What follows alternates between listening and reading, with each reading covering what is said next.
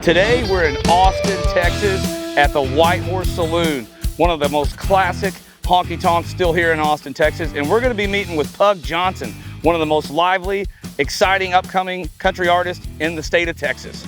Hey, first, before we get started, I wanna say a special thanks to our sponsors of this episode, LEC, Leading Edge Connections, 271 Creative, and without a doubt, our two new sponsors, which is Rock and Roll Denim and Panhandle Western Wear. So let's get going on this episode and go in and meet Pug. All right, so I'm sitting here with Pug Johnson. Pug, thank you for coming and agreeing to be on the show. Hey man, I appreciate you having me. We're excited to have you on. I started listening to your music a while back, and I'd pinged Phoebe and was like, hey, see if we can hunt this guy down and get him on the show, because I'd love to pick his brain a little bit about what he's doing and what he's about and what he's got going on. So I'm excited to dig into some of that today. But to back up, some of our viewers may not be familiar with you, right? And so I always like to travel a little bit back in time and get an idea of what it was like early on. You grew up in Beaumont. Yes, sir. And so being that you were in Beaumont, Texas, what were some of those early influences for you on your music and on your life? All right. So like when I was like 4 and 5, I wanted to be wanted nothing more than to be Alan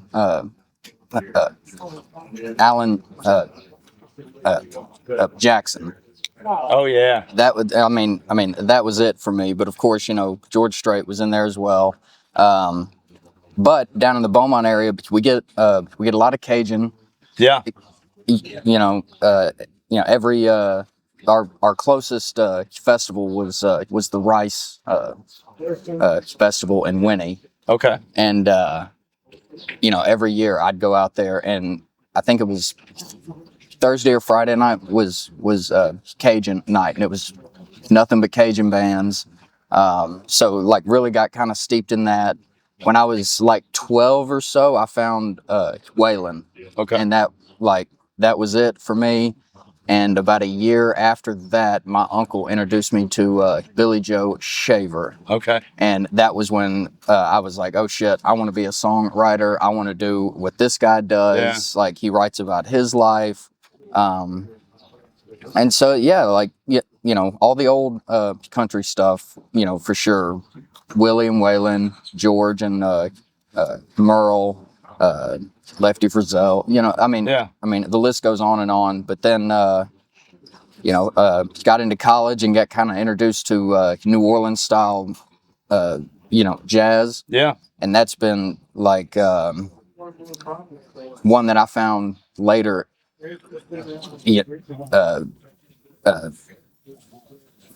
later in life, but it's been a big influence, man. And you like you realize how much of that was in all these other things that you were hearing, and so it's That's cool. Well, I mean, I picked up when you were bringing that up. I was listening to your music even on the way down here, you know, and I was like, man, there's like some jazz stuff in this song. Mm-hmm. There's the Cajun stuff's real obvious in some of the songs. Right. Like I think it's Buy Me a Bayou. Yes, or whatever. Buy Me a Bayou. I wrote that one about Mindy. Oh, did you?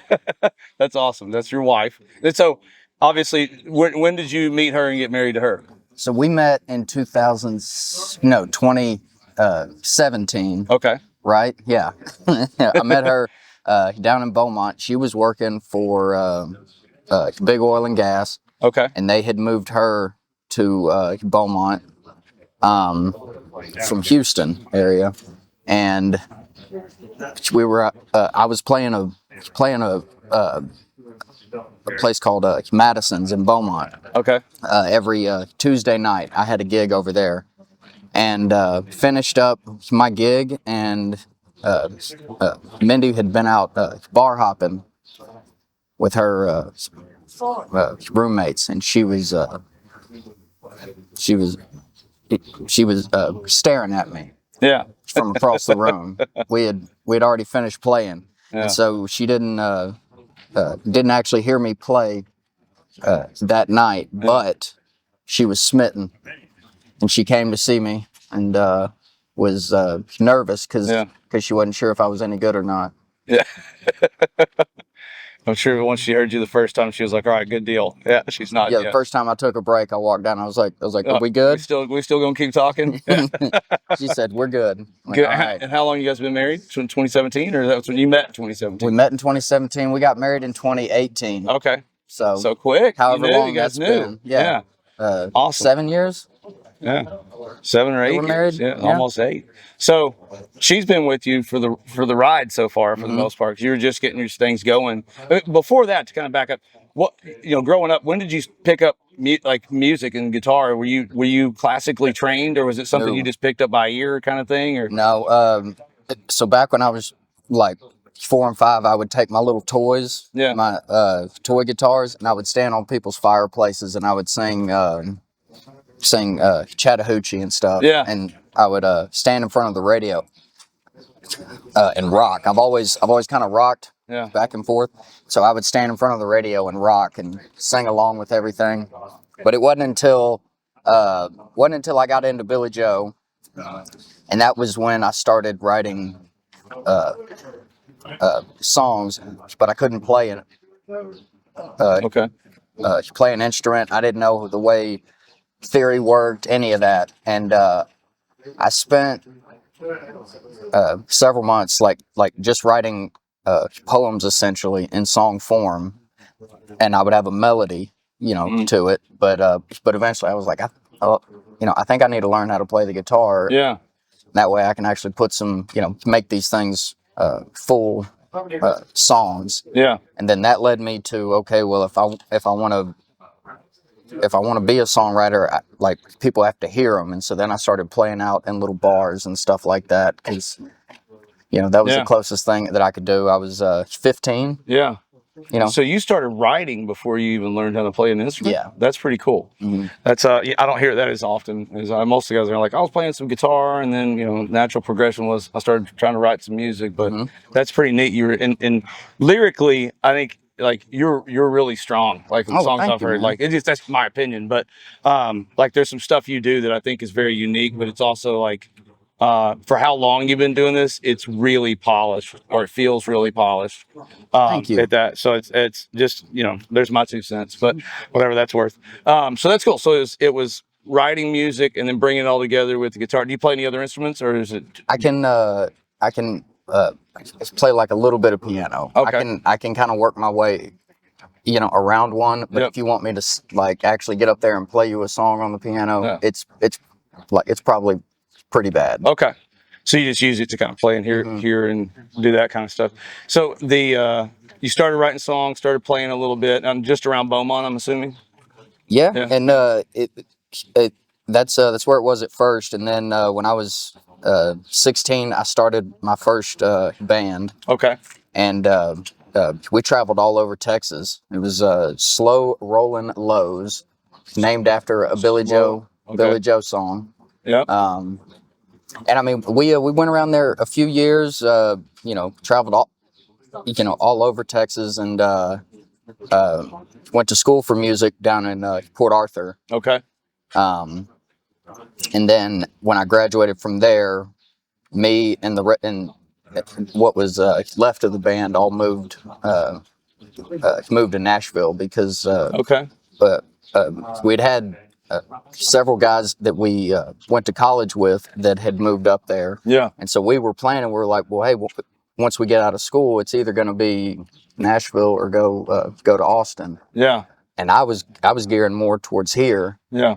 But everybody else was already going to Nashville. And so we just kind of all went. Yeah. I went for 2 years, and I was like, all right, this is enough. It's tough up there. It's not where I belong. Howdy, partners. Here at the Cowboy Experience Show, we're all about connecting with the trailblazers and pioneers. That's why we're proud to partner with LEC, an outsourced contact center and CX services. At LEC, they're not just keeping up. They're setting the pace in professional services, helping businesses across the globe enhance their customer experiences and streamline operations. Leading Edge Connections, your partner in the wild west of customer experience. You can find them at leadingedgecx.com. The Cowboy Experience Show is proud to be filmed and sponsored by one of Austin's coolest media teams. They wrangle up high-quality media for businesses, artists, and creatives who want to leave their mark. With a combo of big ideas and bold visuals, 271 Creative House is sure to make your story shine as bright as the Texas star. Yeah, it's a different vibe, different world, different environment. And the business up there is a lot different, you know, like just the business of. And now it's changed a bit from back when I was up there. Like, I didn't know about 30 Tigers back then, right. You know, and like, it wasn't until I moved home. It was like a couple months after I moved home that I started hearing about Sturgill Simpson. Yeah.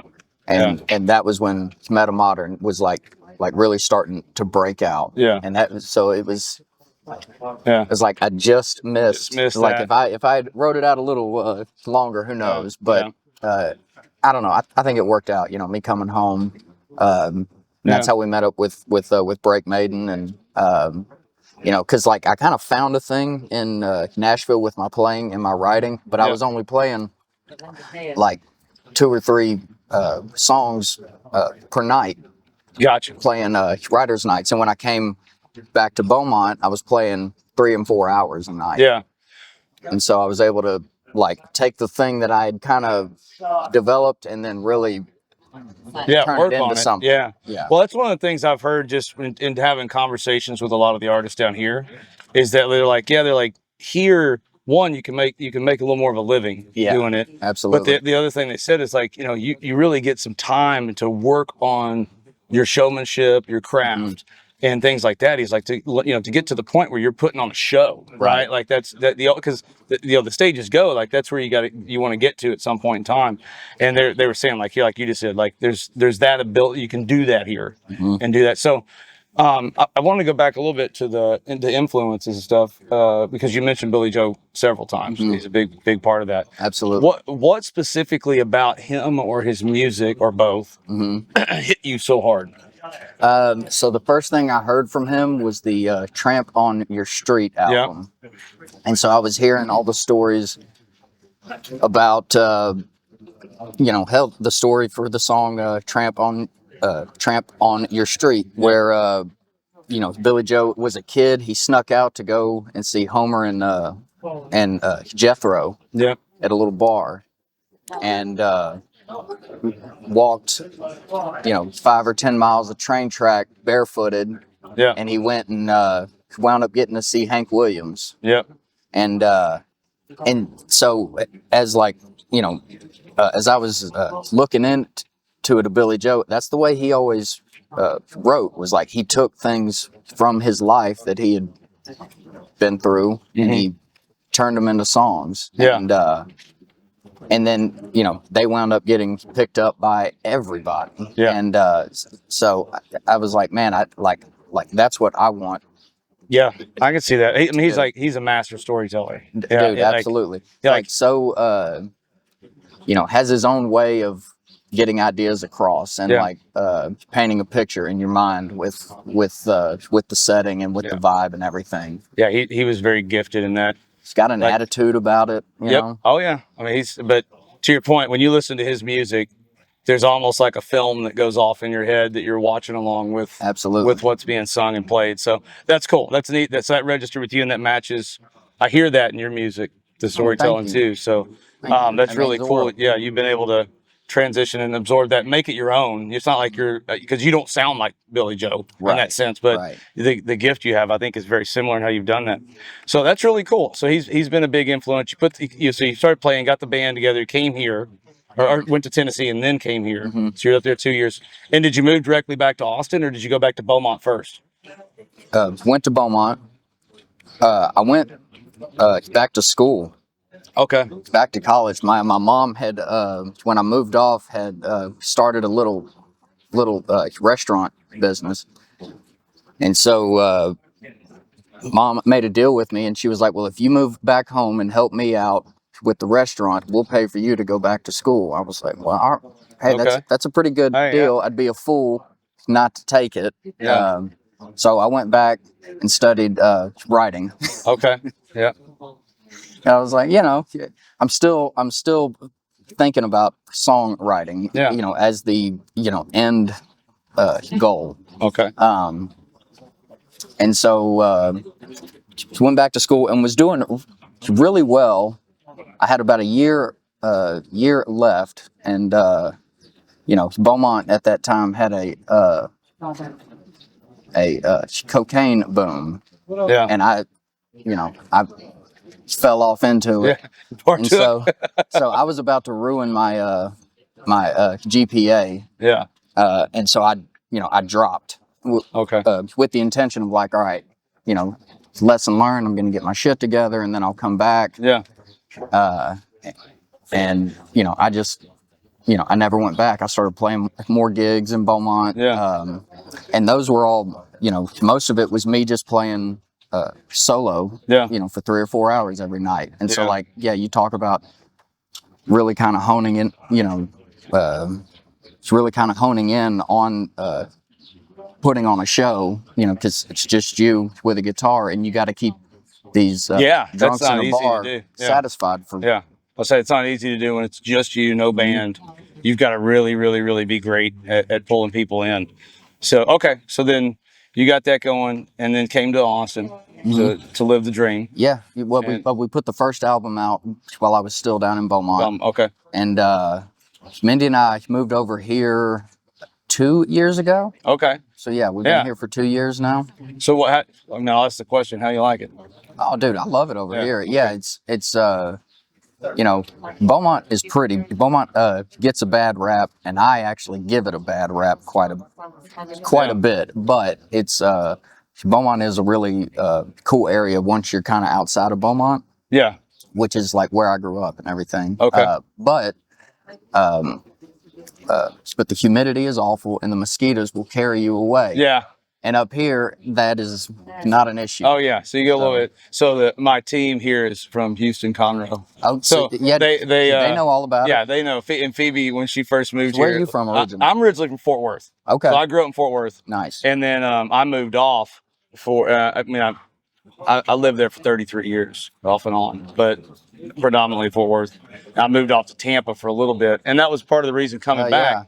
I moved back here about a year and a half ago. And that's when we started the show, was like being gone. And, when you grow up in an area, you kind of just assume certain things are just how they do it everywhere. And then when I left and got somewhere else, I realized, oh shit, like this is not, people aren't the same way, and the food's not the same, and the culture's not the same, and just saying hi to people's not the same. Like it's just different. And Tampa was great, like it was in its own thing, but it wasn't Texas. Right. And so that's, when we came back, I was like, man, and then we moved down here because I grew up there, and I was like, I want to come down to, we call it God's country, right? We come down to God's country and live. So, I brought my wife in, who's never lived here. She's from up north primarily. And she fell in love with it immediately, and now she's like country music crazy junkie and buying boots and cowboy hats and stuff all the time. So, we fell in love with it too. Bug will bite you. Yeah, it got us. So, and now she's, a diehard, Texas country music fan too. So, awesome. That's cool. So you guys fell in love with it up here. And so, being on the circuit now here in Texas, and especially in the Austin community, what have you found to be the biggest surprise? Because I'm sure you came into it kind of thinking like it's a certain way, and you're probably right about a lot of it, but is there anything you were like, man, I didn't realize it was like this? I didn't realize that like the dancing community was as big here in Austin as it is. You know, I mean, I knew that dance halls were still big in Texas, but like I didn't think about it being, here in Austin as much. And this place that we're at right now, the White Horse. I mean, if you're gonna come and play in here, you better have some two-step tunes, man. They get upset. Yeah, they do. And we've talked to some other artists about that, and especially guys that are not from here. If you're not used to it. So Fort Worth growing up, it was, everybody danced, but it wasn't a big deal. Most of it was just drunken, bumper pool, it's like, hey, okay, we'll go in the circle. And then it was like, and then it's like 3 people in the middle that knew what they were doing. And everybody, the rest of us were just like, the herd moving through. And then I got down here and I was like, oh, man, these guys are in. Yeah, and then see some. To your point, if you're not dialed in playing songs that they can get up and move to, they'll let you know, So bringing that up, So you put out an album recently. Mm-hmm. So, and that was post being in Austin. Did it, you know, I know you had a lot of influence from Louisiana and being down in Beaumont and that Cajun influence. Was there anything about this new album that you changed because of the dance stuff? Like, did you put more of a certain type of song in there or anything like that? I was already, I mean, I was already kind of gearing it. So that's one of those kind of like, you know, happy coincidences, really, because like I was already, you know, I feel like back when I was a kid, I was doing more of my like serious singer-songwriter stuff, and you know, since I've started doing the Pug Johnson thing, like I really want to make people dance, man. I want to make people dance and laugh and stand out there and bob their head and tap their toe. But when I came over here, I did get a better crop of players. Yeah. And so that allowed for more. It allowed me in the studio to like explore more territory, because these guys could play whatever. I was like, hey, I think I want this thing to kind of have a Tejano feel, and they start playing it. I'm like, oh like that thing right there. Well, that's one of the things that we found too, is like the amount of musicians that are in town is a lot more than you normally get. And then some of these guys, like you'll bump into them, they'll be playing with somebody else and like, oh yeah, he played with Willie for 15 years on tour. Right. He was so and so's recording guitar player, steel player, and like you're like, holy shit, like this guy's. And they come in and they're cutting with you guys in the studio, and you're getting 30 years worth of real experience on your second album or third album. You know what I'm saying? Like, so that's really, I think it's cool for guys like you that are coming in and like, hey, because your sound on that new album is good. Like I keep I'm not blowing smoke at you, I keep tooting your horn, but no, it's really the the guys that played on it, and I'm sorry, y'all, I just burped. That's all right. You might want to cut that out. Gio will make that a whole reel by itself. Ziegenbach. Ziegenbach. It'll make you burp. Anyway, what was I talking about? I'm sorry. We were talking about the musicians that played on your new album and how high quality that sound is. But Ryan, my producer that made both albums, and the guy that came in for this one, Sweet Pea. Yeah. And then the rest of the players, I mean, that's really them that like got the sound. Yeah. I was kind of like, I want it to kind of sound like this. And they were able to and these guys made it click. Dude, it's good. Like at this, like to your point, like you've got these different sounds, because you've got the Cajun sound, a little bit of that jazz on a couple songs I heard, and then you've got the El Cabron sound, which is I guess kind of a Tejano twist on some stuff. Yeah, like it's not Tejano, but it's got some of that horns in there and some stuff that's really cool. It's kind of touching on it without like full on being a. That one, like the horns in that song are almost like there's almost a Mexican jazz sound to it. It's like it's really cool. That was Paul Damer. Okay. Which like you may have heard his name. He was in the Kill Tony band. Oh, for a while. Okay. And we'll Kill Tony. And there's like a signature little like kind of bend he does and stuff. Yeah. And he did it on Believer. Like at the very end, I'll go back and listen kind of hear it, and it's so it's his little stamp on stuff. Like I love it. That's cool. So much. Yeah. Well, so now that the album's out, I'm assuming you're touring. Are you touring all over Texas pretty much, or are you going outside the state too?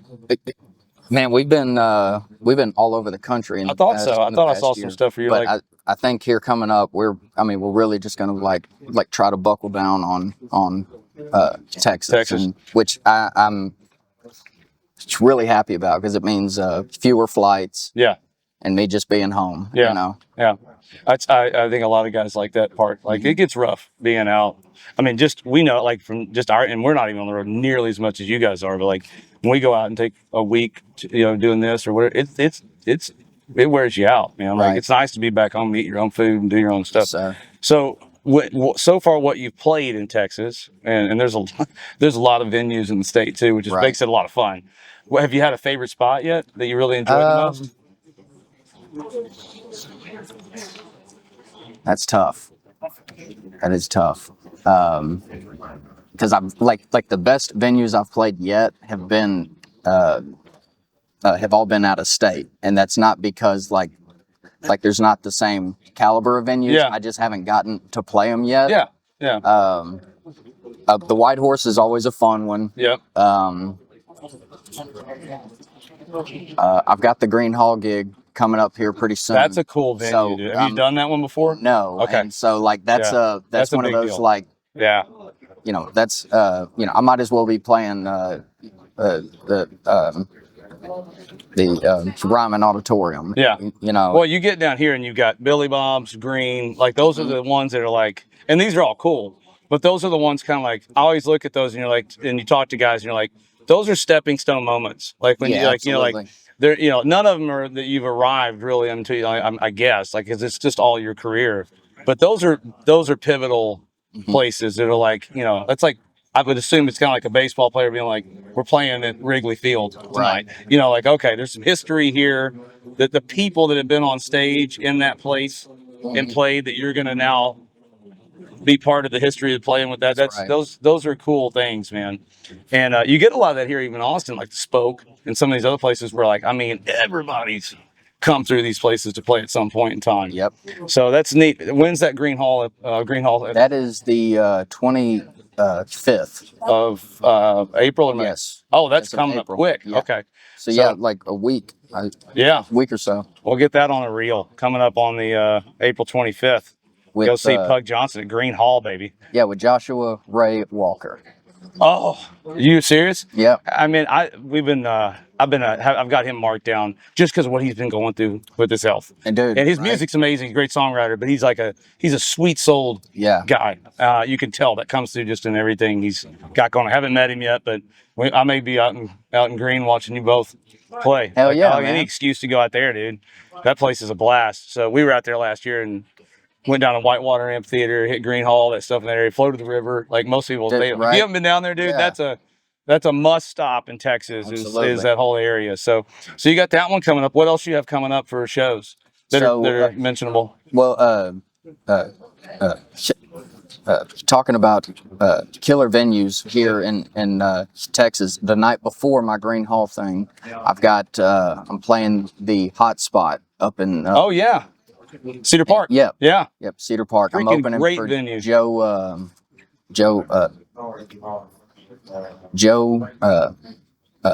of Nichols. Oh, yeah. Which will be rad, man. Yeah. Have you Broken Heartsville? Yeah. That is that's a real. We've been there several times. We've gotten to know Chad and some of the guys that are the owners over there, and they've got I mean, you may know this. They've got an amazing recording studio that they put in over there. We actually did some of the tracks for the new album in there. I thought, like, I was reading up. It's where Cody Braun actually came down and did fiddle. Okay. He did fiddle on "Hole in Me" and "Buy Me a Bayou." Okay. Yeah, I thought I saw some stuff, and I was like, I saw a picture at some point in time somewhere. I was like, that looks like they may be over there. The studio's top notch. It is. Yeah, they put in a first class studio over there, and they've been wrangling in good guys like you and people to come in and do some work. So that's cool. You got over there. Well, I mean, we live there, so I may catch you there too. We're always looking for hot spots. I live out in Lago, like out by Lake Travis. So I'm not. Okay, I'm right there by there. So yeah, those are our frequented. That's a nice area. It's I love being by the lake. Right. You know, like and then we're like out. So we can get into Austin for the stuff we want to get into. We're at the lake, and then we can be out in the country in 5 minutes too. So it's been a nice spot to be out in. Kind of like y'all, where you're out, and you're not too far. Yeah, we're right by. Is it Canyon Lake? Yeah, Canyon. So y'all Lake, got which is like really up low. Yeah. Right now, I don't think the beach on the North Shore that is like close to where we're at has been open. Since we've moved out there. Yeah, I mean, we're at an all-time low at all of them. You know, like we've had that big drought. I think we're on the back side of the drought, and we're hoping to kind of just on your typical life cycles. Because when we moved back, I was like, I hadn't been down here since I was in my 20s. You know, and so I was like, dude, what happened? The water used to be way up here, and they're like, oh, we've had a drought. I was like, oh man, it's rough.